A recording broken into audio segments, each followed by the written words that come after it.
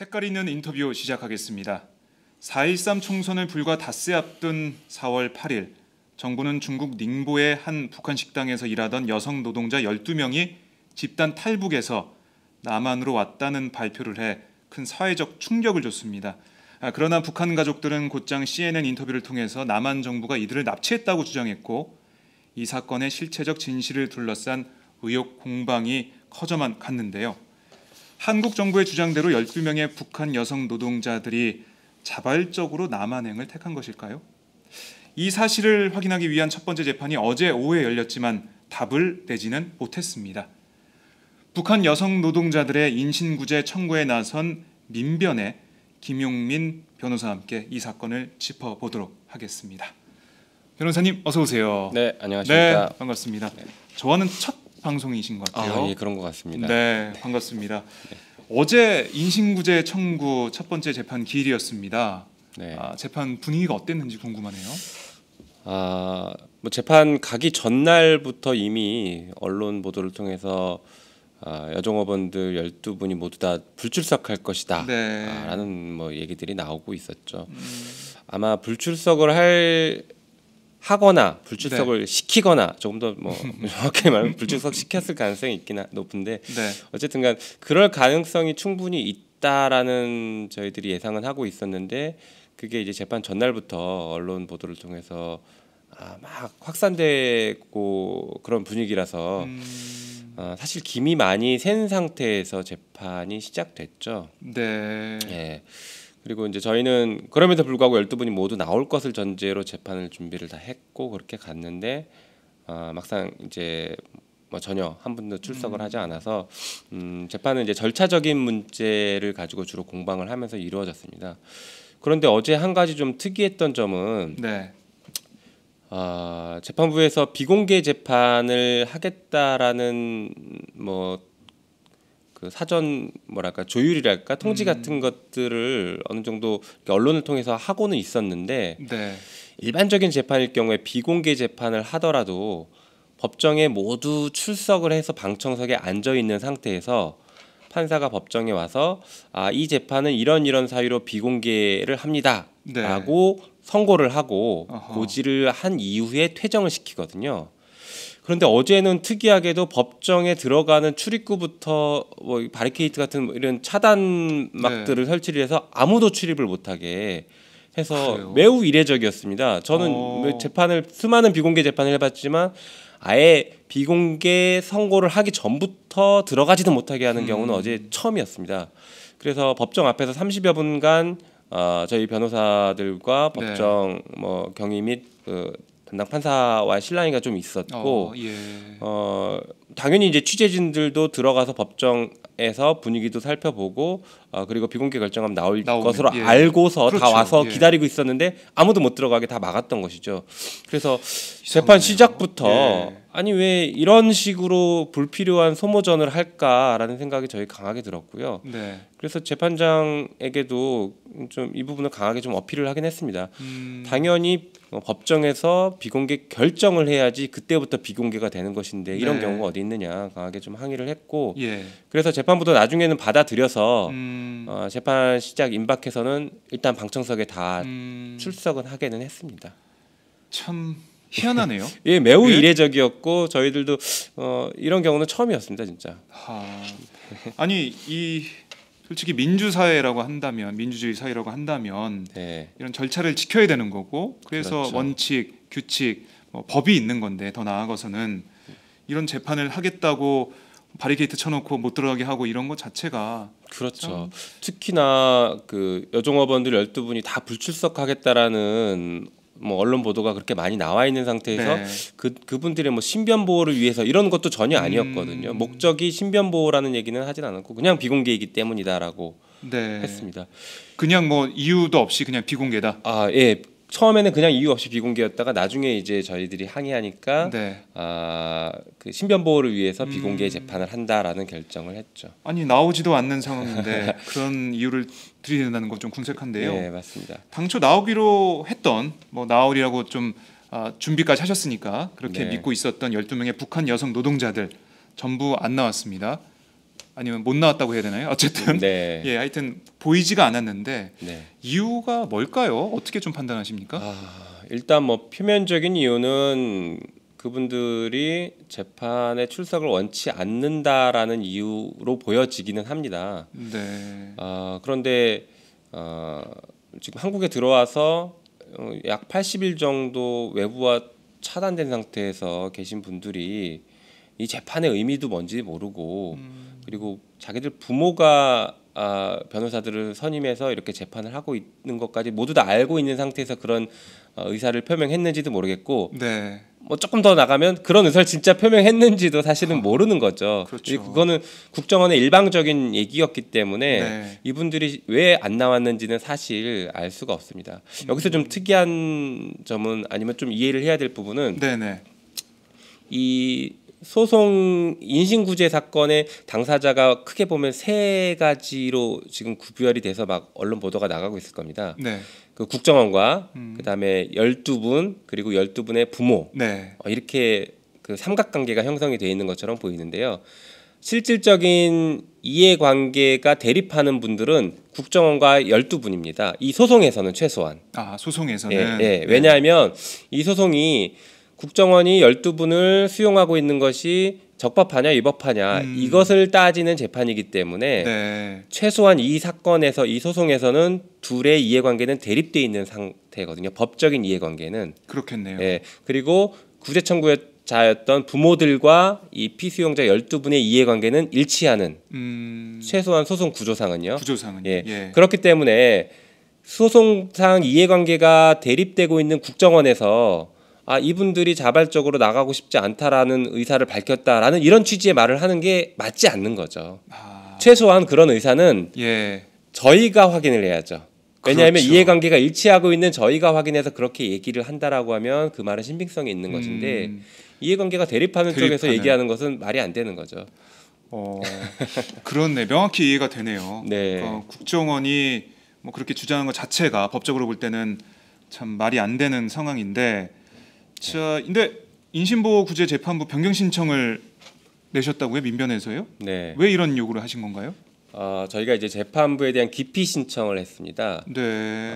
법률상 재판부에 기피 신청을 할 때에는 공정한 재판을 기대하기 어려울 때 재판부 기피 신청을 할 수가 있습니다. 그런데 저희가 어제 재판을 쭉 진행해 본 결과 네. 공정한 재판을 도저히 할 수 없을 것 같다라는 판단이 들어서 기피 신청을 했습니다. 그렇게 판단한 이유 중에 뭐 여러 가지 이유가 있겠지만 네. 몇 가지 주요한 이유를 말씀드리면요. 첫 번째가 이 사건은 당연히 그 피수용자 12분, 종업원 12분의 법정 출석이 담보되고 그분들의 의사를 확인하는 게 필수적인 재판의 요소입니다. 네. 그런데 법원에서 그 12분을 처음에 불렀단 말이죠.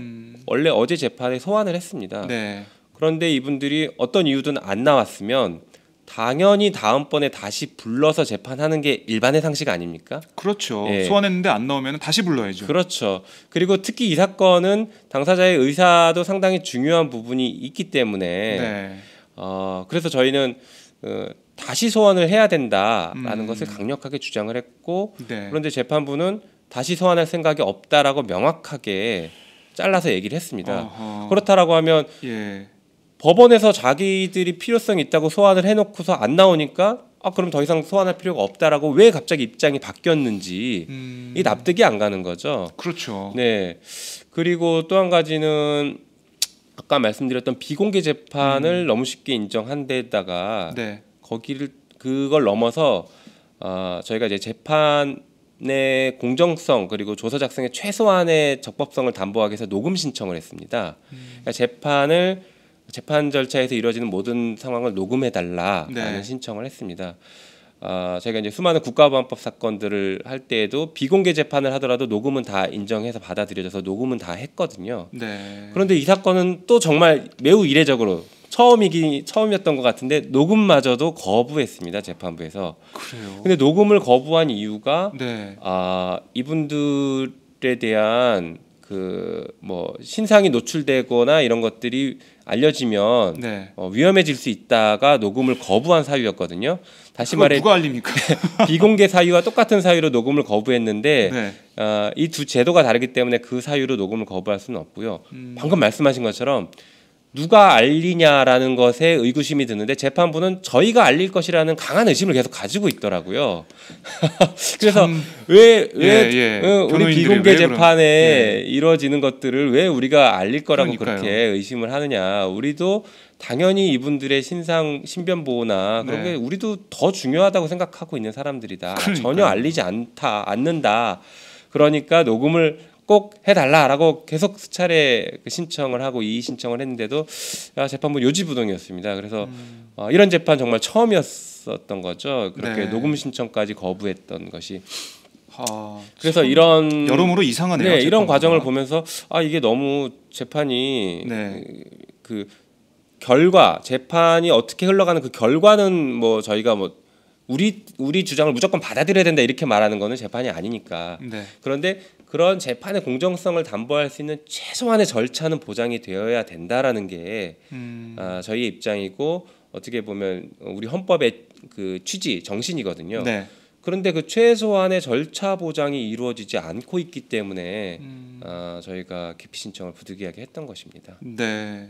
여기서 한 가지 들으시는 분들께서 재판의 공개가 왜 재판의 공개 가지고 그렇게 문제를 삼을까라고 약간 의구심을 갖거나 네. 선뜻 이해가 안 가실 수도 있는데요. 물론 이제 저도 공부할 때 재판의 공개가 뭐 헌법상 나와 있으니까 그런가 보다 생각을 했는데 재판 현실을 들여다보면 재판이 공개되고 공개되지 않고는 정말 큰 차이가 있더라고요. 그래요? 네, 특히 이렇게 중요한 사안, 세간의 이목이 집중되는 사안에서 재판이 비공개로 이루어지면 어제와 같이 재판부가 소송 진행을 일방적으로 마구잡이로 진행을 해버릴 수가 있어요. 네. 그리고 나서 그 이루어졌던 재판 진행에 대한 결과도 저희가 바라봤던 재판 진행 내용과 재판부나 다른 저희의 상대방이 바라봤던 재판 결과 얘기를 서로 다르게 얘기를 해버릴 수가 있거든요. 네.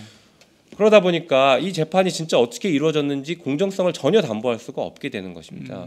어제 같은 경우에도 저희가 이해했던 재판의 내용과 법원에서 이해하고 있던 재판의 내용이 지금 매우 상반된 부분들이 생기고 있거든요. 예. 이게 재판이 공개되지 않았기 때문에 발생하는 문제점들입니다. 재판이 공개돼야지 투명하게 이루어지고 최소한의 절차가 다 보장이 될 수 있는 네. 것들이거든요.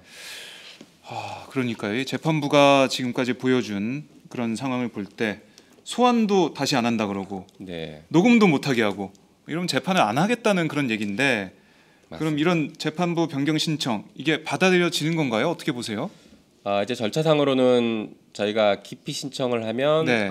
합의부에서 저희가 신청한 기피 신청에 대해서 판단을 하도록 되어 있습니다. 그래서 뭐 저희가 이제 기피 신청 사유를 아까 말씀드린 그런 네, 몇 가지 네. 사유를 들었고 그 부분에 대해서 재판을 하는 기간이 좀 걸릴 것 같습니다. 네. 그래서 기피 신청이 받아들여질 수도 있고 그렇게 되면 이제 재판부가 변경이 될 것이고요. 기피 신청이 받아들여지지 않는다라고 하면 현 재판부가 재판을 다시 진행을 할 것으로 그러면 보입니다. 앞으로의 재판이 네. 글쎄요 힘들어지지 않나요? 만약에 바뀌지 않는다면 네, 뭐 충분히 그럴 가능성도 있는데 네. 저희는 이제 최소한 이제 재판 법관의 양심, 직업적 양심을 뭐 신뢰하고 있어서 네. 만약에 기각이 된다고 하더라도 소위 말해 변호인들 자기를 기피 신청한 변호인들에 대한 어떤 앙심 이런 것들은 품지 않고 최소한의 공정한 재판을 진행을 하지 않을까라는 그런 기대는 하고는 있는데 네. 뭐 제가 선진할 수도 있습니다. 글쎄요. 그러니까 이 재판부가 만약에 바뀌지 않는다면 뭐 지금 벌어진 문제점들이 계속 반복되지 않을까라는 그런 의구심들 저희 네. 팟짱 애청자분들이 가지고 계실 것 같은데요. 네. 어제 재판 얘기를 좀 더 해보죠. 어제 뭐 보수단체 회원들도 눈에 보였다면서요? 예, 저희가 법원에 들어가는 네. 순간과 뭐 아까 말씀드린 그 법원 복도에서 못 들어가게 했던 그 신랑이 그 네, 네, 과정, 이 전반적인 과정 그리고 재판 끝나고 나오는 과정에서 보수 단체들이 계속 와서 뭐 구호도 외치고 저희에게 욕도 하고 굉장히 좀 소란스럽게 하시더라고요. 그래서 어버이연합은 지금 저렇게 못하실 것 같은데 과연 어느 분들일까? 어딜까? 혹시 저분들도 일당을 좀 충분히 받고 오셨나 이런 네. 생각도 들기도 하고요. 2만 원일까 3만 원일까? 예, 네. 아무튼 뭐 그런 소위 말하는 저희 변론 방해 행위들은 있었습니다. 뭐 동원된 흔적 이런 건 좀 발견하셨나요? 그거는 사실은 저희가 그분들한테 막 신경을 쓰고 그럴 수 네. 있는 분위기나 그런 타이밍은 아니어서 그건 잘 못 봤습니다. 네. 한 가지 그런데 어제 저희들이 약간 문제 제기, 이의 제기를 했던 것들이 네. 아까 말씀드린 법정에 못 들어가게 해서 약간의 실랑이와 소란이 있었을 때 취재진들이 들어가려고 하거나 하면 아니면 또 저희 변호인들이 이의 제기를 하면 법원 경호하시는 분들이 저희에게는 굉장히 강하게 제지하고 큰 목소리도 내고 막 이렇게 했거든요. 네네. 그래서 정말 고성이 오고 갈 정도로 이렇게 저희를 제지를 하고 저희와 이제 말싸움이 있었는데 예. 보수단체 회원들한테는 아무 말도 안 하고 계시더라고요. 그래서 막 뒤에서 소리 지르고 욕을 하는데 그래요? 그래서 저희가 아니 왜 저분들은 제지 안 하느냐 제지 좀 해라 예. 그랬더니 그렇게 얘기하면 마지못해 가서 한마디 하고 돌아오고 또 소리 지르고 있으면 그 내버려두고 막 이래서 아니 왜 이렇게 일방적으로 저렇게 하느냐 좀 제지를 해달라 이렇게 저희가 요청도 했고 예. 그다음에 법원 방청석에 그 잠시 그분들이 들어와 있을 때 그때에도 또 막 소리 지르고 민변에 대해서 나쁘게 얘기했는데 예, 그때도 예. 또 제지를 잘 안 하시더라고요. 아니 법정에서 이렇게 소리 지르는 것 자체가 정말 네. 강한 제지를 할 그런 사유가 되지 않나요? 당연히 그렇죠. 예. 예. 법정 어떤 질서 유지를 위해서 그럼요. 당연히- 그래서 계시는 건데. 네, 당연히 그분들이. 퇴정시키거나 그렇게 해야 되는데 물론 이제 비공개 결정에서 퇴정하는 과정에서 그렇게 소리 지르긴 했는데 아실지 모르겠지만 예전에 그 헌법재판소에서 정당 해산 네. 결정이 나고 나서 권영국 변호사님이 이 재판에 대해서 항의하는 목소리를 높였던 적이 있는데 법원 경위들에서 강하게 제지당했고 뭐 수사까지 이루어진 것으로 알고 있거든요. 네. 그랬던 전례와 비춰보면은 이거는 너무 일방적이지 않는가 이런 생각은 좀 들었습니다. 그러게요. 네, 지금 뭐 어버이연합 검찰 수사가 뭐 추선희 사무총장 소환으로 해서 본격화된다고는 하는데 네, 글쎄요. 그동안 뭐 참여연대 압수수색하고 이런 모습 볼 때 이 수사 당국이 좀 어버이연합이나 이런 데는 좀 성역화해서 좀 네. 봐주는 게 아닌가 그런 생각이 들 정도예요. 네, 맞습니다. 예. 왜 그렇게 수사가 지지부진한지 이해하기 어려운 부분들이 많습니다. 그러게요. 자, 저희가 그러면 재판 얘기는 이것을 좀 줄여보고요. 이 12명의 여성 노동자들에 대한 거기에 좀 초점을 맞춰서 방송을 진행해 보도록 하겠습니다. 이 재판에 출석하지 않은 여성 노동자 12명 이분들에 대해서 정부는 뭐 정착 지원을 위한 사무소를 하나원, 그러니까 원래 이제 가는 하나원으로 하지 않고 당분간 합신센터에 남아서 한국 사회 정착을 위한 교육을 받게 된다라고 밝혔는데 이 같은 정부의 결정 어떻게 해석하고 계십니까? 이게 좀 일반적인 건 아니잖아요. 네, 일단 네. 법적으로 큰 문제들이 있을 수 있고요. 저는 그 정부의 이런 결정 이제 조금 더 정확히 말하면 국정원의 결정인데요. 네. 국정원의 이번 결정은 국정원 스스로가 중대한 실수를 한 것이나 악수를 둔 것이 아닌가 이렇게 생각을 하고 있습니다. 국정원의 악수다. 네, 예. 어떤 의미에서 그런 말씀을 드리냐면요. 네. 여지껏 그 저희가 문제 제기를 했거나 주요 언론에서 다뤄왔던 쟁점이라고 할 게 이분들이 자발적으로 들어왔냐라는 게 상당히 많이 부각이 됐었거든요. 물론 이제 그랬죠. 저희는 자발적으로 들어왔냐라는 논점보다 중앙합동신문센터 북한이탈주민보호센터의 네. 위법한 수용과 인권 침해가 문제다라는 관점에서 계속 접근을 해오긴 했지만 네. 최소한 언론에서는 그것보다는 이분들이 자발적으로 왔냐가 가장 큰 쟁점으로 부각이 되고 있었어요. 네. 그런데 이제 보호 결정을 하고 난 이후에 이분들을 정착 지원 시설로 다시 그곳에서 계속 수용을 하고 있다라고 하면 네. 쟁점이 자발적으로 왔냐라는 쟁점에서 이분들을 거기에 계속 수용하는 게 적법하냐 합법적이냐라는 쟁점으로 완전히 넘어가게 됩니다. 네. 이제부터는 물론 이제 뭐 언론에서는 계속 그 잘 다뤄주셔야겠지만 이제부터는 이분들이 자발적으로 왔냐가 중요한 쟁점이 되지는 않습니다. 설사 자발적으로 왔고 이분들이 남한에서 정착해서 살고 싶다라는 의사를 강력하게 표현했다면 네. 만약에 그랬다면 저는 이분들이 정말 잘 살았으면 좋겠습니다. 한국에서. 어쨌든간 만약에 그런 의사를 표명했다라고 하더라도 지금 중앙합동신문센터 제가 계속 네, 네. 옛날 이름을 말씀드리긴 네. 하는데 거기서 계속 수용하고 있는 게 적법하지 않거든요.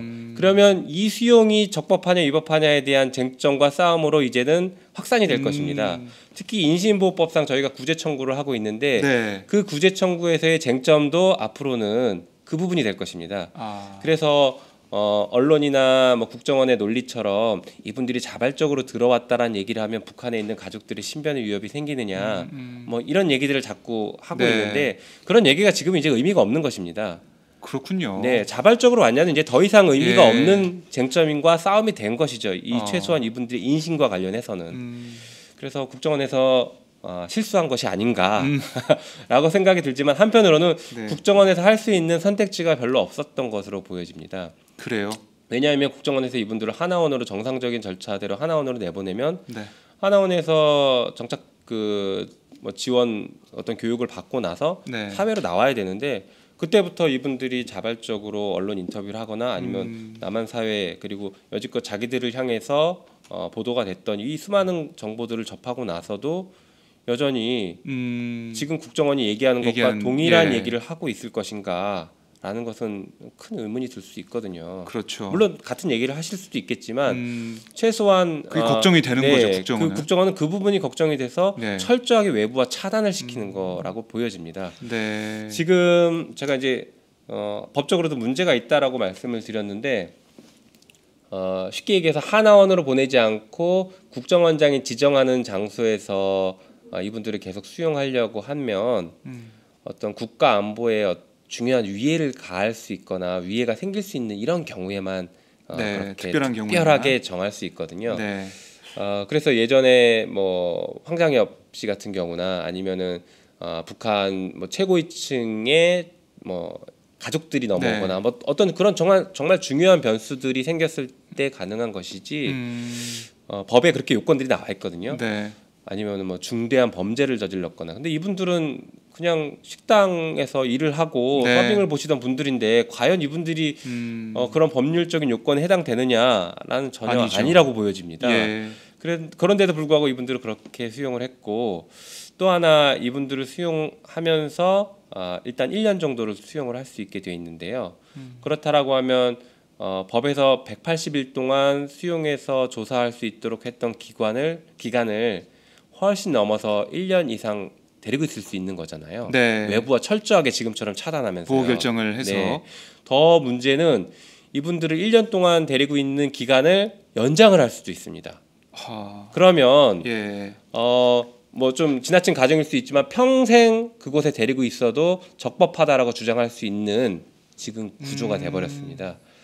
이게 대한민국에서 있을 수 있는 일입니까? 도대체 외부와 철저하게 차단해서 평생을 그 특수한 곳에 수용하고 있는다라는 게 예. 이게 대한민국 땅에서 이루어져야 되는 일인지 이게 가능한 일인지 최소한 변호사를 만나거나 종교단체에서 그러니까요. 찾아갔을 때 만나주거나 네. 아니면 최소한 부모님의 편지라도 전달을 해주는 이런 것들은 확보가 돼야 되는데 저희가 모든 요청을 해도 다 거부가 당했거든요. 그런데 그런 곳에서 평생 있을 수도 있게 예. 됩니다. 지금. 저는 끔찍한 그 일입니다. 말씀 듣는 순간 소름이 돋았습니다. 네. 평생 그렇게 특별보호 대상이 돼서 보호를 받는다. 네. 말 그대로 보호를 받는다는 건 정말 믿겨지지도 않고 상상도 안 되는데요. 아니 사실 이 노동자들이 남한으로 들어왔다는 것 그게 바로 정부에서 이용한 거 아닙니까? 이게 북한 제재 효과가 나타나고 있다. 그러면서 그걸 대대적으로 홍보했는데 맞습니다. 총선을 닷새 앞두고요. 그랬는데 지금 와서는 뭔가 어떻게 보면은 그런 국정원의 논리대로라면 그런 사람들이 간첩일 수도 있고 뭔가 우리 국가 안보에 위해를 가한 사람이기 때문에 보호를 하고 있다. 이런 논리를 써야 된다는 건데 앞뒤가 맞지 않는 거네요. 그렇죠. 전혀 앞뒤의 논리가 맞지 않는 것이죠. 네. 뭐 게다가 그분들에 대해서 뭐 신상이나 이런 것들을 다 공개를 해버려서 그러니까요. 네 뭐 이제 이용- 국정원의 논리대로라면은 정말로 북에 있는 가족들의 신변도 위협이 생겼을 것인데 그거 다 자기들이 그렇게 한 것이거든요. 그렇죠. 그래놓고 마치 이제 민변에서 소송을 제기하니까 어떻게 나와서 얘기하냐 아하. 잔인하다 뭐 이런 이제 얘기까지 흘리고 있는 것으로 봐서는 네. 좀 이상하긴 이상합니다. 참 이 실제 이게 북한 이탈 주민 보호 및 정착 지원에 관한 법률에는 이들의 처우에 대해서 정하고 있는 게 바로 이제 6개월 그 기간이죠. 네 예. 맞습니다. 하지만 특별한 경우, 그러니까 국정원이 얘기하고 있는 네. 특별 보호 대상, 보호 결정에 따라서 한다는 건데 이게 실정법에 뭐 이제 따라서 하는 게 아니네요. 지금 계속 이제 진행되고 있는 건 만약에 된다면 그렇게. 그렇죠. 예. 말씀드린 것처럼 일단은 그 북한 이탈 주민 보호 센터라는 곳에서 수용해서 조사를 하는 게 법에는 최장 180일까지 할 수 있도록 돼 있긴 한데요. 실제로는 한두 달이면 다 조사가 끝난다고 합니다. 그리고 이분들에 대해서도 실제로 한 2달 정도 걸렸죠. 6월 초에 보호 결정을 했다라고 하니까. 네. 그래서 그렇게 다 끝나고 나서 이제 하나원으로 가는 게 그렇죠. 정상적이고 하나원에서 사회로 배출되는 게 정상적인 네.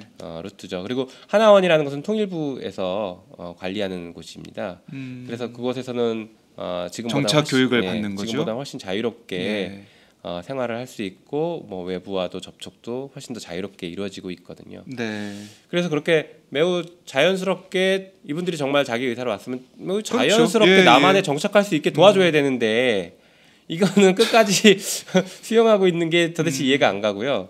국정원이 스스로 이제 자백하는 거 아닌가요? 우리가 잘못한 행위를 네. 안 들키기 위해서 그러니까요. 하는 무리수를 두고 있는데 자백을 하는 것처럼 느껴져요. 그런 저는. 의심이 많이 들죠. 예. 지금 하는 일련의 국정원의 행동들을 보면요. 네. 정말로 뭔가가 있어서 꽁꽁 숨기고 있다 이런 의심이 드는 행동들만 골라서 하고 있습니다. 그러니까요. 예. 예전에 그 유성 사건에서도요. 네. 여동생이 유가려 씨. 네, 예, 예. 여동생 유가려가 당시 중앙합동신문센터에서 거의 6개월 정도 수용돼서 그러니까. 저희 변호인도 못 만나게 하면서 조사가 이루어졌었거든요. 그때도 지금과 거의 비슷한 양상입니다. 일단 여동생을 절대 못 만나게 했어요. 네. 어떤 식으로 가도 다 못 만나게 하고 철저하게 차단하고 봉쇄해 왔습니다. 그러다가 인신보호법상 저희가 구제 청구해서 법정에 나오니까 저희 이제 그래서 밖으로 나오게 됐지 않습니까? 네. 그러고 나니까 여동생 입에선 정말 어마어마한 얘기들이 나오기 시작을 했던 것이죠. 그래서 지금도 그런 패턴으로 가고 있는 것이 아닌가 네. 그런 의심을 하고 있는 것이죠. 아하. 뭐 저희도 확인을 안 해봤기 때문에 그게 맞다 아니다는 모르겠지만 네. 그 동일한 패턴으로 가고 있고 비슷한 의심스러운 행동들을 하고 있는 것이 좀 많이 이상하다 이렇게 네. 생각을 하고 있습니다. 그렇습니다. 그리고 예. 실정법 얘기 말씀 나와서 제가 간략하게 법을 네. 말씀을 드리면 이겁니다. 그 국가 안전 보장에 현저한 영향을 줄 우려가 있는 사람에 대해서 국정원장이 하나원에 보내지 않고 국정원장이 지정하는 그 정착 지원 시설에서 아하. 수용하도록 보호하도록 예. 이렇게 할 수 있는데 그런 분들이 도대체 누구냐 그랬더니 뭐 북한 최고 권력자의 배우자 또는 그의 친인척 예. 뭐 이런 것들이거나 국가 안전 보장에 밀접히 연관되는 어떤 중요한 첩보를 가지고 있는 사람이거나 네. 아니면 형법상 내란해제나 외환해제를 저지른 사람 뭐 아니면 간첩 뭐 이런 사람들이거든요. 네. 그런데 이런 분들이 그에 해당되지 않기 때문에 해당된다라고 판단해서 그렇게 수용하고 있는 것은 바로 법 위반이 아닌가 이런 생각이 듭니다. 네. 그렇습니다. 국정원이 무리수를 지금 두고 있다라고 볼 수 있는데, 근데 이런 보도도 나오더라고요. 조선일보 보도였는데 네. 이 여성 노동자들이 한국에서 대학 진학을 꿈꾸며 영어 공부도 하고 자기소개서도 쓰고 있다. 근데 이게 뭐 실제로 확인이 되나요? 어떻습니까, 민변 쪽에서? 글쎄요. 일단 저희는 전혀 뭐 예. 확인을 할 수가 없는 상태고 확인이 되지 않고 있는 상태입니다. 그리고 아까 말씀드렸던 것처럼 네. 이게 이 여종업원 12분과 국정원과의 관계가 이해관계가 법적인 이해관계가 대립될 수 있는 구조인데 네. 자꾸 국정원에서 이분들을 대변하는 것처럼 얘기를 하고 있는 것이 과연 얼마나 신빙성이 있을까 의심스럽습니다. 또 한 가지는 전 사례를 들어서 저희가 이제 말씀 설명을 드릴 수밖에 없는 것이긴 한데요. 네. 아까 그 유가려 사례를 들여보면 네. 유가려가 국정원에 수용돼 있을 동안에는 지금과 똑같은 패턴의 얘기들이 나왔어요. 그래서 자기는 국정원에 자발적으로 있는 것이고 오빠는 간첩이 맞고 여기서 남한에서 정착해서 어떻게 살 것인지에 대한 이런 국정원들이 알려준 대로의 그대로 앵무새처럼 얘기하고 자술서도 쓰고 자필로 이렇게 네. 썼거든요. 그런 거 수많은 자술서들을 작성해서 냈거든요. 예. 그렇지만 막상 나와서 보니까 그게 다 틀린 말이었고 억지로 작성했던 것들이 확인이 네. 됐죠. 그래서 이분들이 설사 진짜 그렇게 그런 의사를 밝혔다고 한다고 하더라도 그 만나지 의사가 않는 이상. 예. 진짜인지 아닌지는 알 수가 없습니다. 직접 그분들의 목소리를 듣고 확인을 해야 알 수 있는 건데 그렇죠. 어떻게 보면 언론 플레이를 좀 하고 있다는 생각이 들어요. 네네. 이 뭐 국회 정보위 야당 간사에 따르면 국회 정보위 첫날에 간사 선임만 하고 간담회하는 자리라 탈북 여종업원 문제와 관련해서는 한마디도 나는 뭐 없다는 건데 조선일보 네. 어떻게 그런 기사를 쓸 수 있었는지 의구심이 듭니다. 네, 그분들이 불출석한다는 것도 그렇고 네. 뭐 그분들의 상태가 어떻다라는 것을 조선일보에서 어떻게 알고 썼는지 좀 예. 이상하긴 합니다. 능력자들인가요? 이상합니다. 재판부도 그렇고 네. 언론도 그렇고 좀 이상한데 네. 이 국정원은 이게 뭐 탈북한 여성 그 노동자들이 재판에 참여하는 걸 원치 않고 있다라고 계속 주장을 하고 있는데 뭐 구체적으로 확인할 단서 이런 게 좀 제출된 게 있나요? 민변에서 확보한 게 있나요? 글쎄요. 뭐 어제 뭐 재판에서 조금 얘기 나왔던 것들은 구체적으로 확인된 어떤 뭐 서류나 이런 것들이 있는 것은 아니고요. 그냥 네. 그런 의사가 있다라는 정도만 국정원의 그런 네. 의견 뭐 그런 거였나요? 그런 얘기 정도만 있었죠.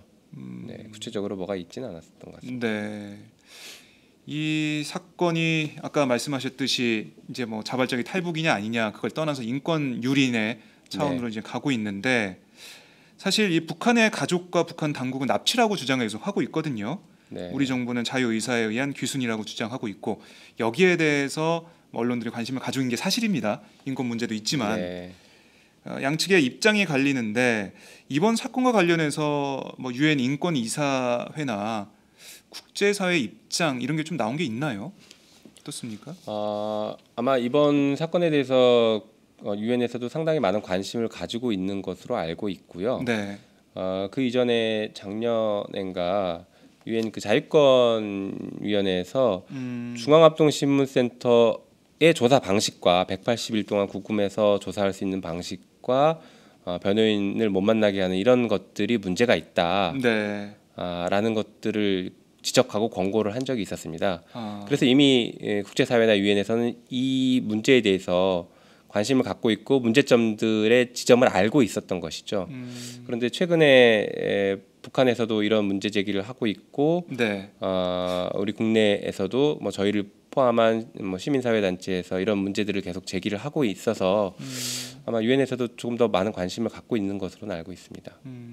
그렇죠. 이게 계속 장기화된다면 유엔에서 그냥 손 놓고 볼 수는 없잖아요. 네네. 조사를 하고 진상 조사를 하려고 할 텐데. 네, 아마 특별조사관을 파견해서 조사를 할 가능성도 네. 뭐 현재로서는 배제할 수 없을 것 같습니다. 뭐 근데 사실 우리가 유엔 인권 이사의 의장국이에요. 예, 그렇죠.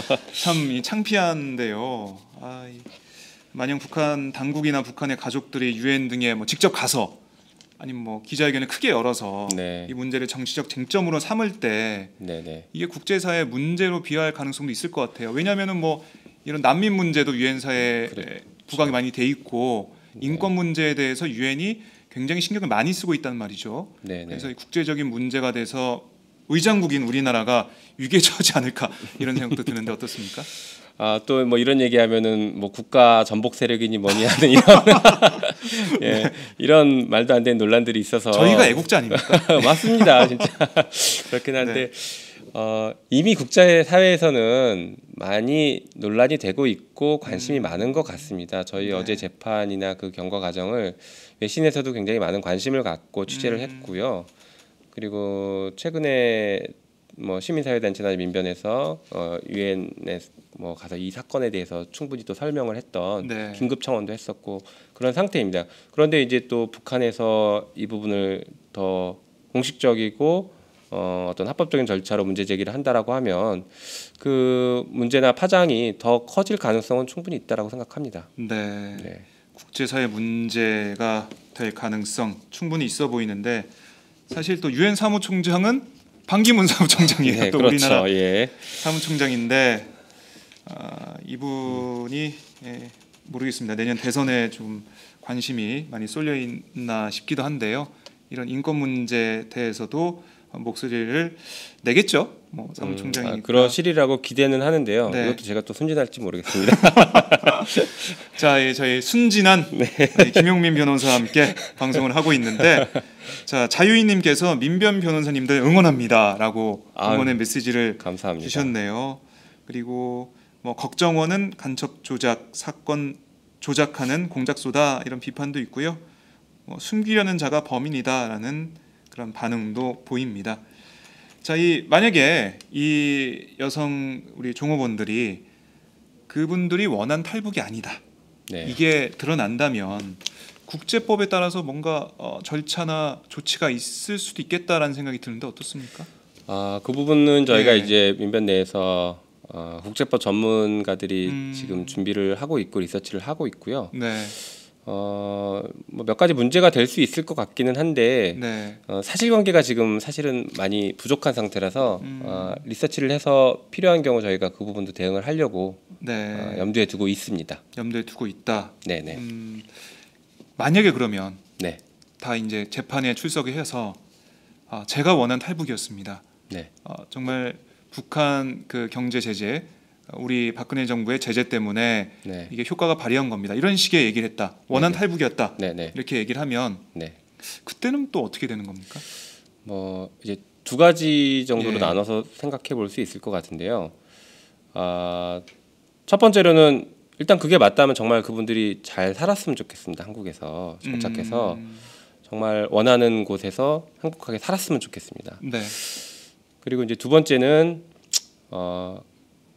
이제 그런 의사를 밝힌 게 정말 진짜로 자기의 진심을 담아서 얘기한 것인지는 우리가 확인을 해줄 필요는 있을 것 같습니다. 네. 그게 어떤 의미냐면 아까 말씀드린 대로 그분들이 지금 충분한 정보를 제공받지 못하고 있을 가능성이 높거든요. 그리고 자기가 처한 상태나 처지도 모르고 또 한 가지는 이분들은 한국에 들어온 이상 절대 북한으로 못 간다라는 생각을 하고 있고 네. 그럴 경우에는 국정원의 말을 듣고 여기서 정착해서 사는 게 내가 유일한 선택지가 아닌가라고 생각을 하고 있다라고 하면 네. 그게 자발적인 어떤 진심에서 나오는 얘기가 아니라 상황 때문에. 현실을 타개하기 위한 합리적인 바보가 되는 그런 답변일 수도 있거든요. 네. 실제로 저희가 뭐 그 간첩 조작 사건에서 처음에 허위 진술을 했던 허위 자백을 했던 사람들의 심리나 메커니즘과 동일하게 이루어질 수가 있거든요. 네.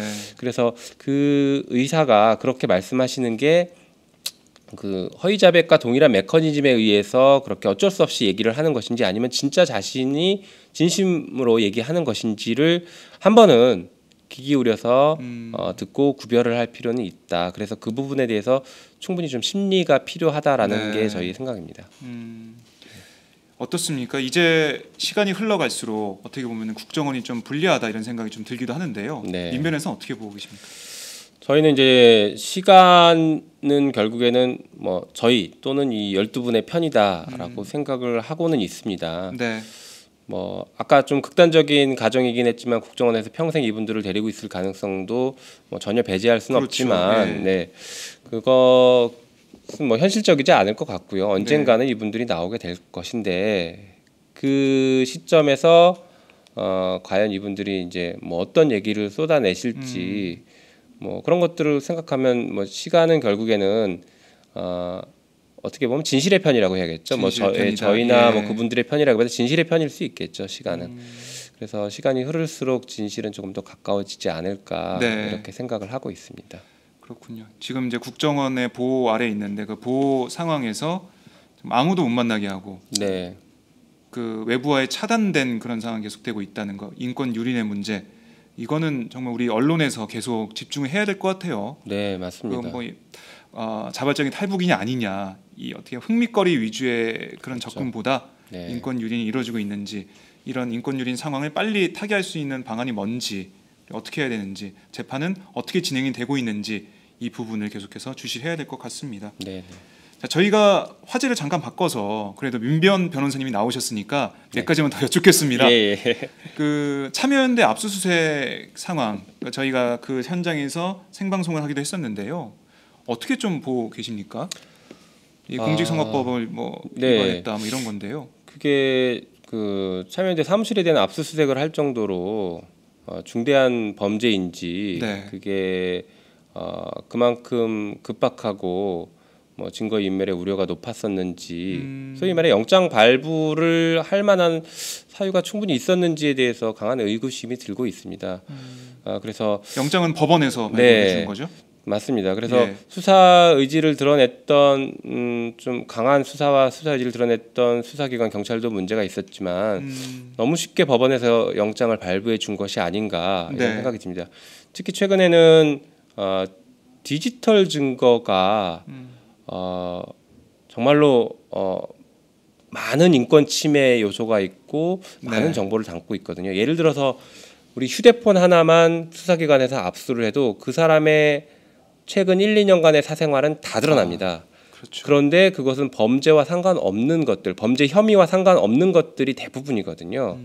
그리고 그 사람의 사생활만 드러나는 게 아니라 그 주변 사람들의 사생활까지 다 드러나게 돼 있거든요. 네. 그래서 디지털 증거들을 압수수색할 때는 굉장히 많은 제한 조치들이 가해져야 됩니다.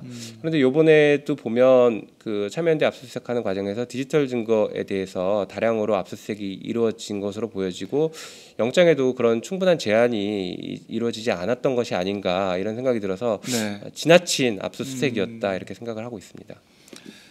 사실 그런 우려 때문에 이 디지털 증거 자료는 정말 민감한 네. 그런 자료이기 때문에 접근을 잘해야 되는데요.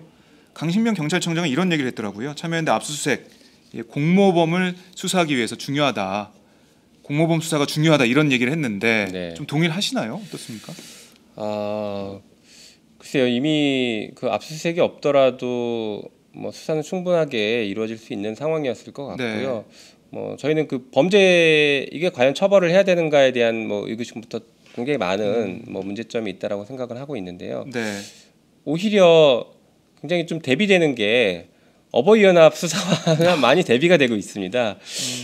우리 사회의 어떤 그 공익적인 기능이라든가 그런 아니면 해악을 끼치는 네. 영향력이라든가 이런 것들을 고려해 보면은 건전한 상식을 바탕으로 놓고 보면 어버이연합이 정말로 많은 그 악영향을 주고 있었고 주었었거든요. 네. 그런데 그 부분에 대한 수사는 거의 이루어지지 않고 있고 별로 관심이 없는 것 같다가 상당히 많은 순기능을 하고 있는 참여연대 시민단체 또 정부의 쓴소리를 하고 있는 이런 곳에는 아주 강력한 압수수색과 대대적인 수사를 벌이고 있는 것이 법 집행의 형평성에 전혀 맞지 않는 것이 아닌가 이렇게 생각을 하고 있습니다. 네. 그래서 많은 분들이 지금 우리나라가 법치 국가가 아니라 그 정권의 심기를 바라보는 네. 정권의 심기에 따라서 정권에 따라서 우리나라 사회가 돌아가고 있는 그런 뭐 정권에 예속된 그런 네. 나라다라는 한탄도 내놓기도 하는데요. 네. 참 민변에서 그래서 할 일이 많은 것 같아요. 여기저기 모든 사안에 우리 국민들의 네. 시민들의 그런 기본권과 권리를 대변해야 되잖아요. 네, 변호사가 필요하고 민변이 필요하면 열심히 달려는 가겠습니다. 그런데 저희가 이제 예. 그 이명박 박근혜 정부 들어서 네. 들었던 우스갯소리 또는 생각은 이게 동시에 다발적으로 여러 곳에서 많은 문제를 일으켜서 우리 민변을 고사시키려는 게 아닌가. 민변 변호사들이 너무 힘들게 만들려는 게 아닌가. 예. 이제 내부적으로 그냥 우스갯소리를 그렇게 하고 있습니다. 근데 정말 그럴 정도로 너무 많은 일들이 그러니까요. 정상적인 국가에서는 이런 게 한 번 있을까 말까 하는 일들이 동시다발적으로 너무 많이 이루어지고 있어서요. 네. 이게 진짜 참 이해가 안 가는 부분이 많습니다. 그렇습니다. 네. 저희 오마이뉴스도 바빠요 지금. 그러시겠습니다. 여기저기 취재할 게 많아서 네. 민변과 함께 바쁘게 뛰고 있습니다. 그래서 박주민 변호사 그 머리 숱이 계속 적어졌었군요. 예. 그런 것 같습니다. 네, 알겠습니다. 오늘 김용민 변호사 함께 말씀을 쭉 나눠봤는데 댓글 보니까 김은봉님께서 정말 응원합니다. 너무 수고 많으십니다. 정말 큰 힘이 됩니다. 이런 시청자분들, 시민분들의 힘을 받아서 네. 오마이뉴스도 민변도 열심히 할 수 있지 않나 그런 생각이 드네요. 네, 정말 감사합니다. 예, 오늘 말씀 잘 들었고요. 저희가 이 여쭤본 문제들 계속해서 주시하면서 또 모시도록 하겠습니다. 네, 예, 고맙습니다. 감사합니다. 네.